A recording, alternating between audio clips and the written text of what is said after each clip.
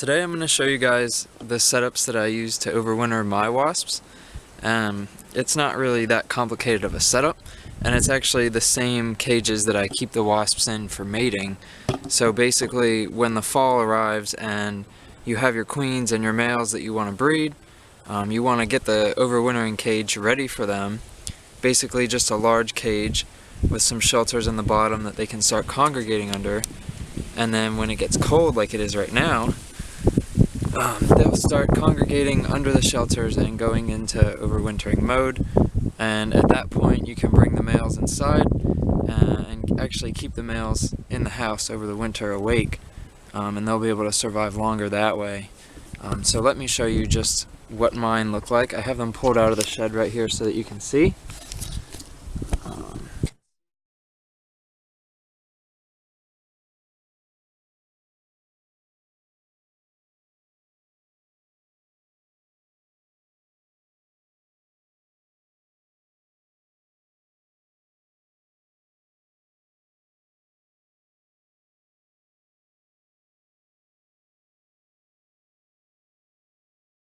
Now these guys here are just some late yellowjacket queens from nests that I found when I dug up.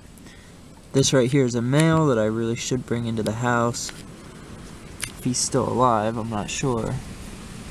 He looks like he might be. And then under here, you can see one of the queens hibernating just in that position right there. It's a Vespula squamosa queen. This is where the cages for the queens actually stay all winter. Just inside of a shed, sort of in the back. Usually the lights are off so that it's dark, and it provides a pretty good atmosphere for them to overwinter in, where they're not disturbed very often.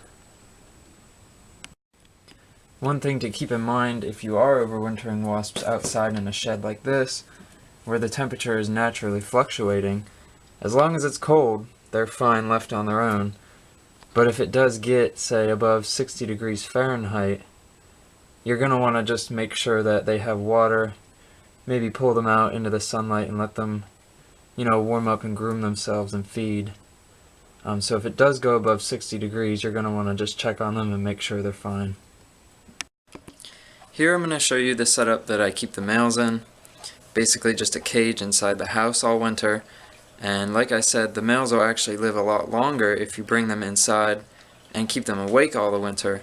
And I've actually had some males that will survive all winter all the way until March, when the queens wake up, and they'll actually be able to mate again a second time in the spring. So it really is advantageous to keep the males alive during the winter. So there's actually a combination of 4 different species living together in this cage, and they all sort of have their own little niche or area of the cage where they stick to. They don't like each other that much, but they're forced to live in the same cage all winter. Here's the same type setup, an overturned plastic cage with food and water dish in the cage. Except for these guys, I have some nests up at the top that they can sort of congregate on and hang out on, and they also have some areas down in the bottom to rest underneath.